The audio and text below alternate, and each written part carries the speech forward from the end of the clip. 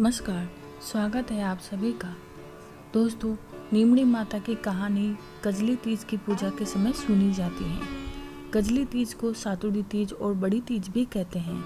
इस दिन सातुड़ी तीज की कहानी या नीमड़ी माता की कहानी सुनते हैं।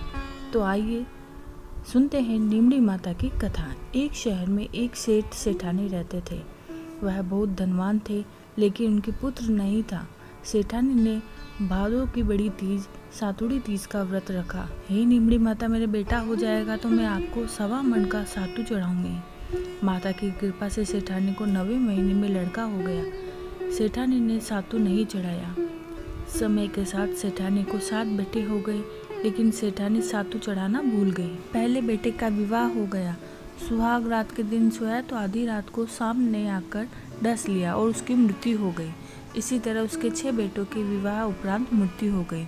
7वें बेटे की सगाई आने लगी। सेठ सेठानी मना करने लगे तो गांव वालों ने समझाने पर सेठ सेठानी बेटे की शादी के लिए तैयार हो गए।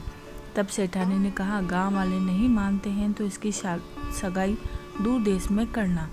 सेठ जी सगाई करने के लिए घर से चले और बहुत दूर एक गांव आया। वहाँ 4-5 लड़कियां खेल रही थी जो मिट्टी का घर बनाकर तोड़ रही थी। उनमें से एक लड़की ने कहा, मैं अपना घर नहीं तोड़ूंगी। सेठ जी को वह लड़की समझदार लगी। खेल कर जब लड़की वापस अपने घर जाने लगी तो सेठ जी भी पीछे पीछे उसके घर चले गए।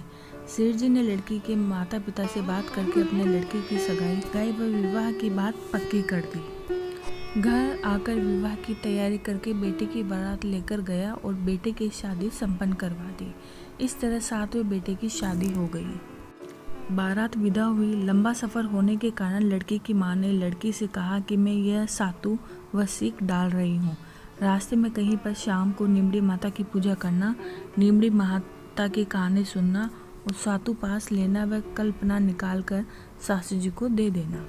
बारात धूमधाम से निकली। रास्ते में बड़ी तीज का दिन आया।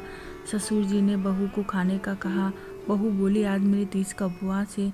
शाम को नीमड़ी माता का पूजन करके नीमड़ी माता की कहानी सुनकर ही भोजन करूंगी। एक कुएं के पास नीमड़ी नजर आई तो सेठ जी ने गाड़ी रोक दी। बहू नीमड़ी माता की पूजा करने लगी तो नीमड़ी माता पीछे हट गई। बहू ने पूछा, हे माता, आप पीछे क्यों हट रही हो? इस पर माता जी ने कहा, तेरी सास ने कहा था पहला पुत्र होने पर सातु चढ़ाऊंगी और 7 बेटे होने के बाद उनकी शादी हो जाने के बाद भी अभी तक सातु नहीं चढ़ाया।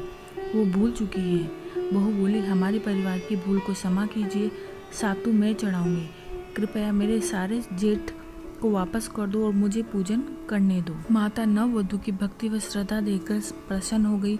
बहू ने नीमड़ी माता का पूजन किया और चांद को अर्घ दिया। सातु पास लिया और कल्पना ससुर जी को दे दिया। प्रातः होने पर बारात अपने नगर लौट आई। जैसे ही बहू ने ससुराल में प्रवेश किया, उसके छठों जेठ प्रकट हो गए।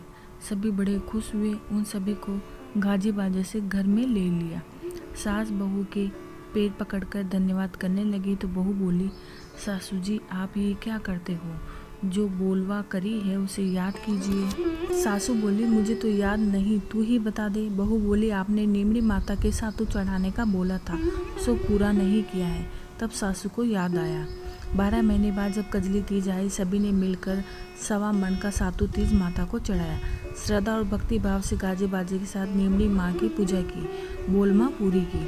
हे भगवान, उनके आनंद हुआ वैसा सबके होवे। खोटी की, खरी की, अधूरी की, पूरी की। बोलो नीमड़ी माता की जय।